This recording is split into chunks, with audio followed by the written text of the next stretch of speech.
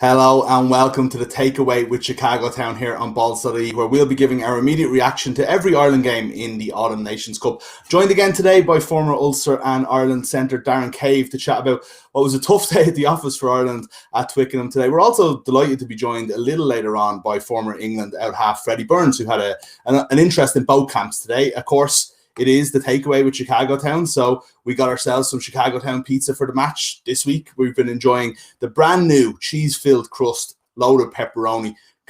Great pizza, Darren, but it wasn't, maybe not such a great game. It's hard to know. Half of me thinks for large parts of the game we looked so average, ball in hand, and that we were beaten really, really badly. But the other half thinks 18-7 is actually not that bad a result. So I think England were very, very happy just to let us have the ball. They didn't see us as a threat with ball in hand, and that's the worrying thing for me. It took a nice kick from Billy Burns and a nice finish from Stockdale to get us over the line, albeit Chris Farrell was quite unlucky with that kick as well. Yeah, absolutely. Well, we'd love to hear your thoughts on what happened in the Ireland match, whether it was at time a decent scoreline, maybe not a decent performance. We'd love to get your thoughts on it.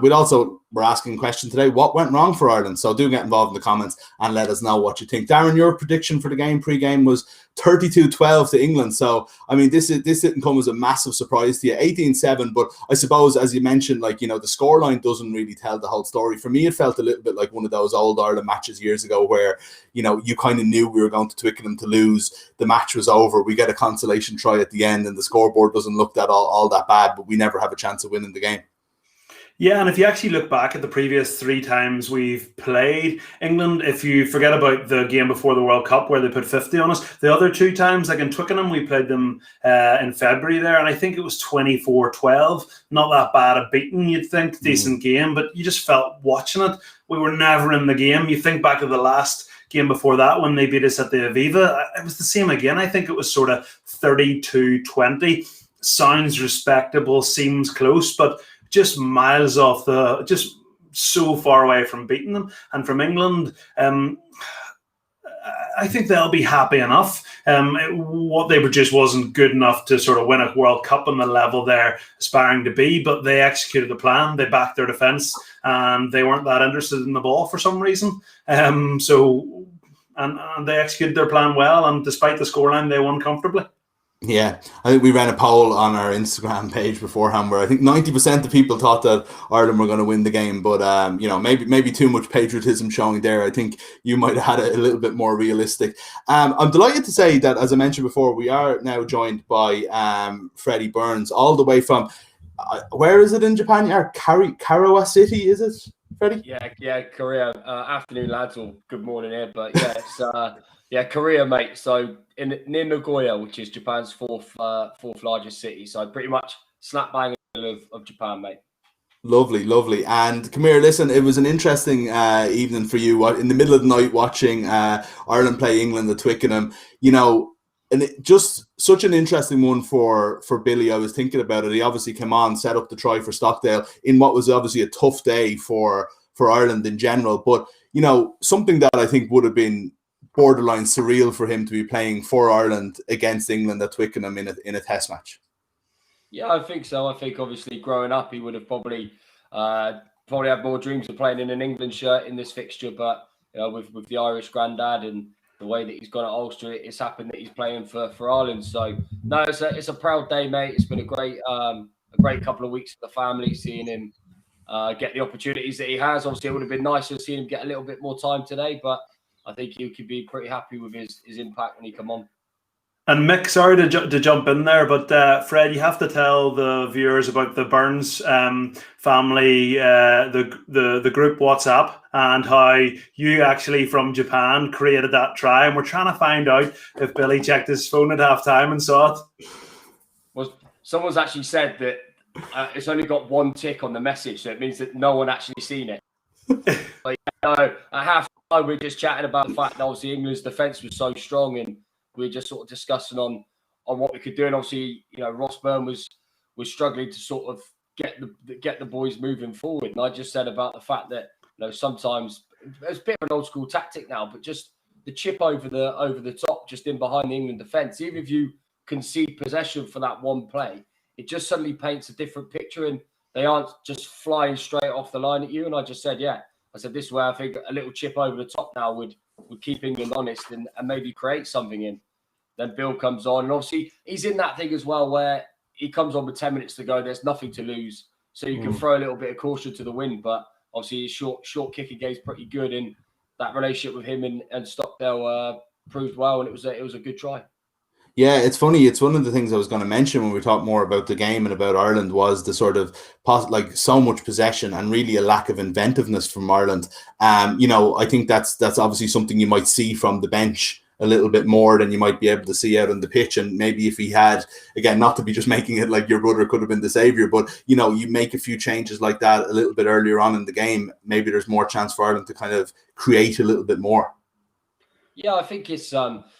I think first and foremost, playing England at Twickenham is difficult, especially when they're in the form that they're in. But yeah, I feel like England were comfortable without the ball, and when they're that aggressive with their line speed and come strong, it's again like you see it out of the game a little bit now. But the chips over the top, or even going to like a pick and go game, like a real dynamic pick and go game, even if you're 30-40 out, because England want the ball in air, they want the ball out the back and the ball in air for a long time, so they could just come up and smash you. And I felt like Ireland started the second half a little bit better, but it just needed something a little bit different just to try and upset the England rhythm in defence. Because, as Cavey said, they were very happy not to have the ball and just defend. Yeah, what do you think, lads, about kind of England's place, I suppose, at the moment, in that they're winning all these games? Not that much turnover from the World Cup team. But probably not doing it in such an exciting way. That second try was absolutely unbelievable. It was as breathtaking rugby as you'll see. But the rest of the time, England are just chewing up the Irish, attack, turning them over on the ground. It's very effective rugby, but maybe they're not going to that next level that we might have expected after such a good World Cup. Yeah, I think for me, it's more the fact that you've got two teams there that are very different stages in their development, and you lose guys like Johnny Sexton obviously to his injury, and you've got to expose those young boys. The young fullback, I don't know his name, but you're chucking these boys in to get the experience, and that's what they need. And if Ireland's goal is the World Cup, they need to start developing these players, because it's a slight end of an era with Ireland, with certain players stepping away from international rugby. So, it's difficult. It's not pretty what England do, but it's effective. And I think you can just see the trust that they all have in each other to do it. The discipline from England, bar towards the end, was very good. And that just shows trust in your systems and belief in what you're about, which is where Ireland are trying to get to. Darren, what did you think of England today? Was it, a lot of our focus is going to be on Ireland, and naturally, but, if that game felt over very quickly, it was almost hard for England to do much more than sort of have this, almost a defensive training exercise for like a full 80 minutes. I think from an Irish point of view, it's a little concerning how good England are, if we're totally honest. And the reason I found the game quite hard to sort of, when the dust settles, look back at, I feel like we were so well beaten. But if you look at their two tries, one's from a 50-50 kick, albeit on the back of penalty advantage and lots of pressure, and a try may have come. The Johnny May try has come from an Irish line-out, and it's one of the best individual tries I've seen in international rugby a long time. So again, we're left in this: were we well beaten, or were we unlucky that it wasn't closer? My overriding feeling about England is that they are better than people think. They are given. They have, if you look at their results over the last couple of years, right back to prior to the World Cup, I mean, they haven't lost many games. And when they have lost, you look back at this Six Nations, they lost in France to a very, very good French team. They lost at the World Cup to that South African team, who I don't think anyone would have beaten, now that we've all obviously legally watched Chasing the Sun online. That South African team, that was destiny. So this England team, I think, are a lot, sounds like a stupid thing to say, I think they're a lot better than people think they are. No, I do know what you mean, because again, it's like what I was starting with. Like, it is sometimes like the results and the way they do dominate the non-sexy parts of the game is unbelievable. They were so good on the ground again. And I think that they made some like 230 tackles today in the game, which was amazing, but just seemed to dominate Ireland on the ground the whole time. Freddie, I don't know if like, would there be any concern at all about not a lack of new faces, but considering this is a kind of a November tournament, it's a replacement for the November internationals. It's not the Six Nations, and it's very early in the World Cup cycle, that Eddie Jones seems to know who his team is. Maybe he's going to bring in one or two over the course of each round of international breaks. But other than that, there's not a huge turnover in the way that there is in a lot of even in the Ireland team. Yeah, no, I think it's England kind of have an embarrassment of riches at the minute of talent. You look at the back row debate that England have. You could argue that England's third choice back row could have played today and not looked out of place. So it's England are in a place in their development where they're a lot further ahead than someone like Ireland. But this Irish team, they've got exposure today. They've come up against it, and those young lads that have had that opportunity to play will only be better because of it. Yeah, absolutely. Well, actually, Barry, we might just let you go for just a second, because I think your audio has just broke up. But okay, we might just get you back and get it. I wouldn't mind just a quick word on what life is like playing rugby in Japan. Before we do, Darren, like Ireland today, I don't know. We're talking about there is a different team there. Like we talked a little bit about it last week, but I think even if you're looking at like the first team for Ireland, you're probably missing Furlong, Sexton, Henshaw, Ringrose, Larmour, Conor Murray's on the bench, Stockdale's on the bench. It's not the same team as it has been, but at the same time, it's like you do nearly want to see at this stage the sort of the next generation, the next team kind of step up and be a little bit more competitive, I suppose, that they show a little bit more, show that these guys aren't going to get their place back. That's what you want out of these games. And that really didn't happen today. I think what's very different about this Ireland squad and setup, I think it's the biggest squad that Ireland have ever had. There's the most amount of players per position, but it's probably the hardest to pick. I don't think there is a clear pecking order. And in many ways, you could argue that for where we are in the World Cup cycle, that's not a good thing. It's good to have a squad of 40 and be talking about the players that aren't in the 40. And then over the next few years, hone in on who those guys are that you want to end up as you go into the World Cup having 30, 40, 50 caps. But at the minute, I just think it's impossible to pick our team. I think... there's obviously the question mark of what's happening at scrum half. It's like Tadhg Furlong and James Ryan and Johnny Sexton, I think, are three guys who, that if they are fit, there's not a discussion. But even apart from that, you could make a case for Cian Healy, probably is in that group as well. Yeah. Apart from that, you could probably make a case.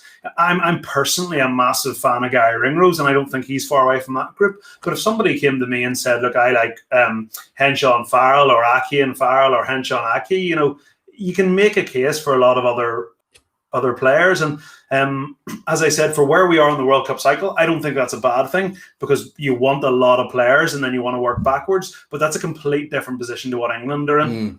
Absolutely, yeah. We'll get more into Ireland, because I do want to go into it, and we're going to get to comments as well. Look, what went wrong for Ireland? Let us know. We'll put your comments to Darren. Freddie is back with us, though, and I think everything is okay with the audio. And before we let you go to bed, because I think it's like 3 o'clock in the morning now, I wanted to talk to you about what life is like actually over in Japan. You went over, I think, the end of last season, our rugby season, and I don't know how you've settled in there so far, but it is I think we all saw and fell in love with it at the World Cup last year, and it just seems like it actually could be a fun couple of years for you over there.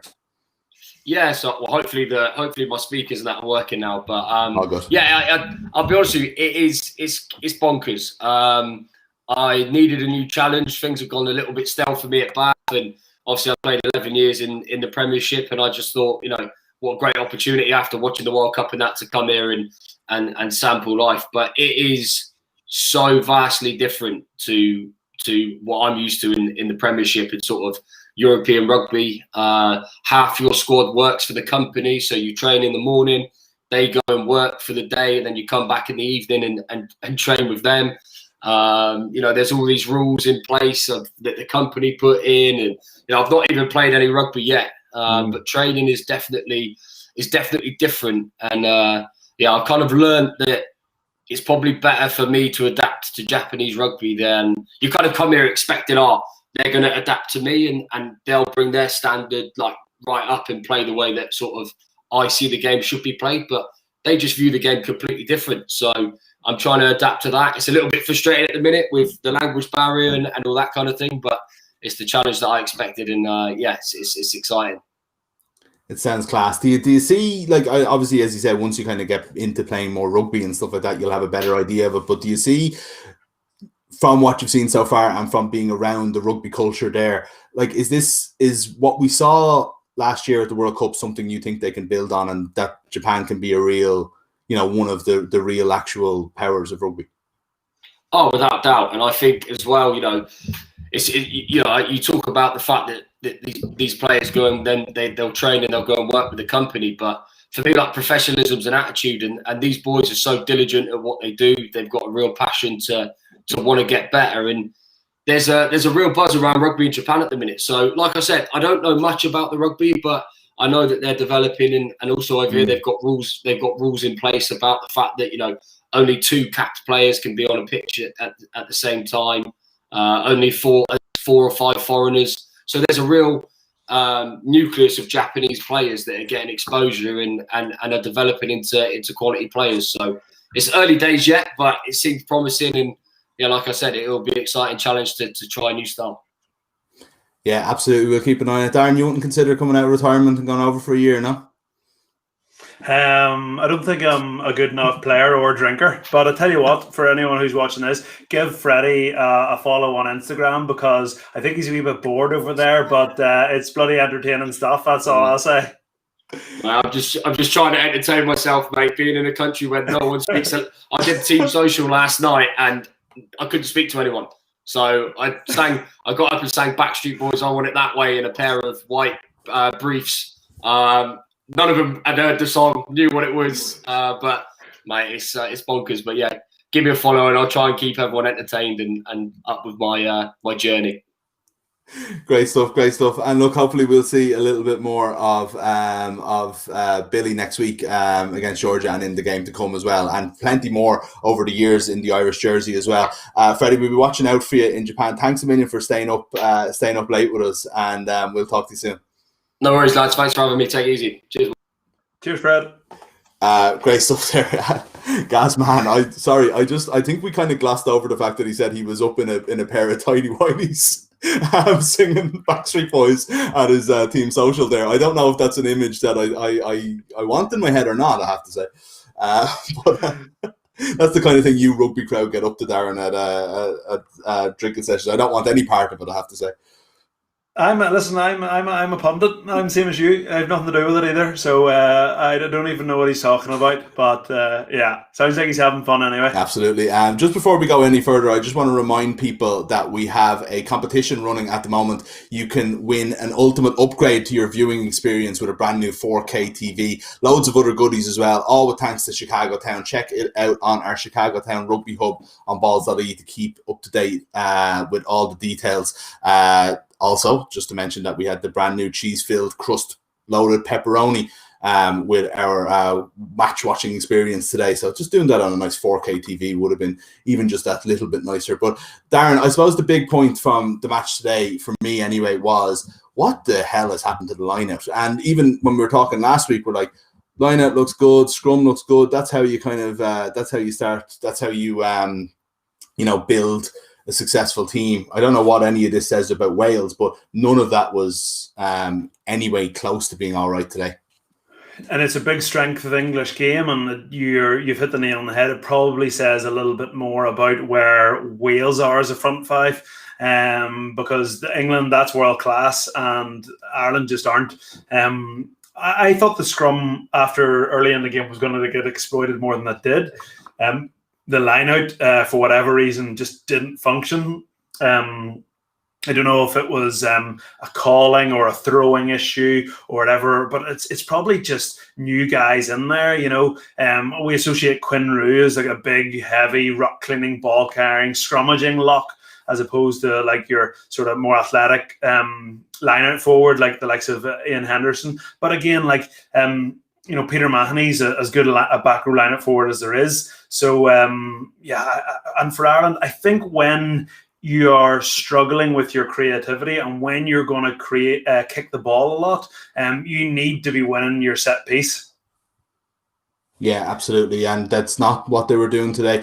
One thing, like, we've got some comments coming in. People are a little bit angry. Stop the count, somebody says there, which I think we actually need to leave stop the count behind. I think that's it's already too old. But people are obviously angry, as you can see. Like, people are pissed off. One thing I have to say, just to not to question Andy Farrell, I think we're too early for that, but the selection issue today of playing O'Mahony, Doris and Stander, 3 number 6s really, number 6'8", and not having a number 7 against the best on the ground team in the world, and just having the entire back row plus Itoje just standing there double tackling every time, and the amount of turnovers that Ireland had in the tackle was just unbelievable. I'm not sure just having Will Connors would have solved that. England still would have probably dominated in that, but it does seem an odd selection given what we already know about England, and how many times has Maro Itoje done that to us over the last 3 years? Yeah, and it's such a strength of the English game, and it was quite ironic actually that during the week Eddie Jones was talking about how Ireland were the best poaching team in the world, and as a result he'd picked Underhill and Curry together, and I was thinking to myself, have you ever watched your own team play? And I thought that if we were watching that game today, and one of those teams probably is the best poaching team in Europe or the world, wherever it was, but it's certainly not Ireland, and that's just England when they don't have the ball. I actually think for any youngsters at home watching, see in terms of tackle technique, they chop so low but so hard, and they come off that line and they really they aggressively go at the thighs, wrap the legs. They get the Irish players or the opposition players on the ground so quickly, and then they're so good over the ball. I mean, Itoje, for a guy who's whatever he is, 6'5", 6'6", and then both Vunipolas, Underhill, Curry, they just do so much damage at the breakdown. And I'm not sure if it's a selection thing from Ireland. We know Andy Farrell and the coaches are privy to a lot more information than we are, but I think it probably comes back to our previous point about where the Irish team is at the minute. We have so many good players that we at the minute don't know which ones are the great players. We could probably list 10 back rowers that would do a good job for Ireland at the minute. There is so many of them, but it's not like that Jamie Heaslip is the number 8, and that's and then you build around, and Sean O'Brien's on one side. It's not like that at the minute. We hope Levy comes back to form. Josh van der Fleer's still in there. I think Deegan will be in these conversations. There's just so many. It's an embarrassment of riches there. It's interesting though. You touched on this a few minutes ago as well. That we're talking. You always hear competition for places is a very healthy way to be, but I suppose that should come from competition for what's it's interesting in your mindset of it. It's what you're saying is we might need 12 positions that are nailed down, and the competition comes from lads keeping them honest, but ultimately we have a cohesive team that everybody knows is the best team, really. Yeah, I mean, I just look at that. I mean, let's take the back 5 of the pack at the minute, and I just go, for me, James James Ryan has to play. He's the next Ireland captain, although he had a baptism of fire today. But it wasn't his fault. And then outside that, you could make, like I said earlier, you could make a really good.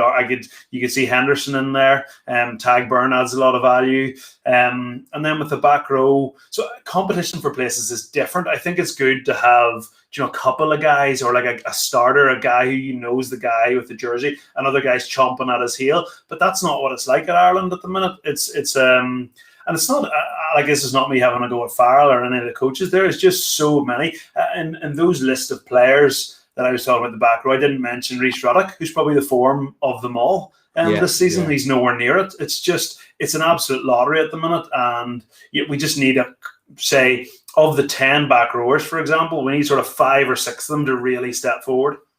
Yeah, no, I understand. I understand completely. Is there any question, like Andy Farrell was out as well after the game and saying that Ireland won the second half and, that it was, I think he said that men became boys out there today. I do understand where he's coming from. I think that, sort of understanding, Ireland kind of realizing they got a beating, but and he obviously has to be positive. We've got 2 games to come. We've got a Six Nations that isn't that far away, but I don't know, is it just a little bit unrealistic to be kind of coming out and saying, we won the second half? It seems, I think sometimes a coach needs to say we weren't good enough and we got to go and figure out a way to be good enough. Yeah, I get what he's saying, but yeah, there is a little bit of a, it's like it's like having a really poor season and beating South Africa and saying that you're world champions. It's kind of there's a bit of that to it. I don't think it's as bad. The reaction I've seen on Twitter and social media from Irish pundits and fans, I don't think it's as bad as they're making it out to be. I don't think Andy Farrell has done a whole lot wrong. And it's funny because I spent so much time studying the game and trying to understand the game, and in the middle of it, it does seem like I sit on the fence quite a lot. But it's not black and white. A lot of issues are grey. And if you look at that game today, our plan was to not feed the English line speed and go to the open side where their forwards are so strong. It was to go down the blind side. It was to, we saw Jameson Gibson Park and Earls get through the ruck on a 1-2. We used the short side okay. Some of our kicking was quite good. We could have got a try with Farrell. We got a try with Stockdale. So, it's unfair. If you look, but that's how Ireland... I think our plan was correct. That is the way to beat England. I don't think going from side to side, playing to their strength, their spacing is good. They want you to run into the middle of them because they will come off a line and they will annihilate you. And that's why at times in that game, Ross Byrne looked so average. He's not average, but he was getting smothered for these English players. And it looked like he was shoveling the ball. And people are saying, why is he standing so deep? It's because of the line speed. It's because they're being physically dominated. So the plan was try and utilize the short side and try and use the kicking game. And they did it okay. So I think it's a gross overreaction.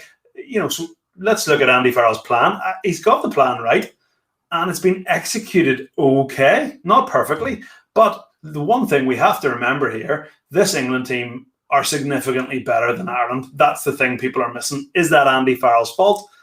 I'm not sure.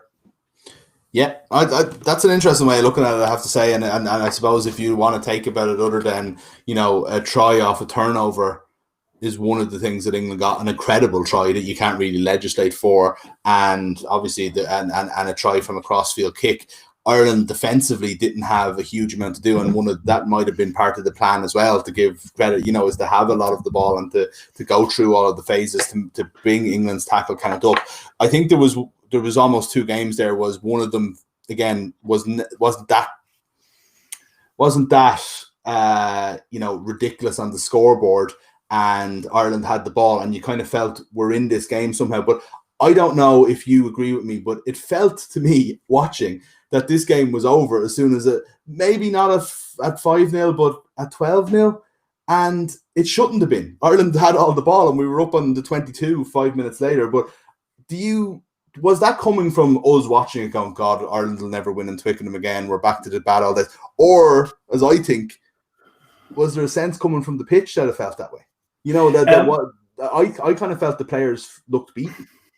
Yeah, I mean, I don't know, because one thing I did think was very good from an Irish point of view, and okay, we take it as a given, they're playing for Ireland. I thought some of our effort, and we always talk about effort, energy, enthusiasm, our passion. I thought there was a few passages of play where we kept the ball for 18 or 19 phases and we went nowhere, and that's the problem. What is the solution to that? And that's the issue I have with Ireland. I don't know the answer to that question, but I thought the players getting back up off the ground, running into those brick walls time and time and time again, fighting to the very, very end to get that score when everyone knew they were beaten. So from that point of view, it sounds like a Most Improved Player award, doesn't it? The team that tried the hardest, and that's not what this Ireland team's about the last 10 or 15 years. We've beaten England several times, but I thought that part of the game was really, really good. And again, I suppose to repeat myself, I don't think the selection was overly wrong. I don't think the plan was wrong. I don't think the execution was that bad. I think the gap between us and England is bigger than people think. I said last week, I don't think Ireland are quite as good as people in Ireland think they are. I think if fans haven't had the reality check in the last month, they should have it soon. We were close to winning the Six Nations, but were we really? We were so well beaten in Paris. We were so well beaten in Twickenham. We've been well beaten in Twickenham 3 times in a row now.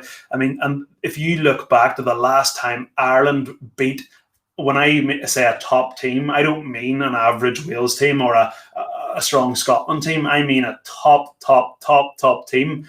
I can't remember. It was the All Blacks in Dublin, and that was 2018. Since then, we have not beat a top 3 team in the world. Yeah, maybe England for the Grand Slam game, but that wasn't the vintage England performance that day either. But yeah, it's a long time. It's a long time, and I think people who were listening last week, you did flag that that Ireland haven't beaten. I think it was even a top 5 team, you said, and you did sort of set us up for this a little bit. I think if people were listening, they probably would have known where you were thinking with the England game. Is there any positives other than, as you mentioned, maybe the performance isn't as doom and gloom as we say. Maybe Ireland aren't at the level we think they are. But I don't know, even individually, I thought it was very good to see Keith Earls look so quickly back to his best as well after a long time out. He, continues to defy every time we think, right, it's probably time to move on from Keith Earls. He comes back into the team and is as good as ever. But, there was a few kind of performances around the field that weren't too bad. But I think a lot of people will, whether they play against Georgia or whether it's the next week, there's a lot of players that will want to finish this competition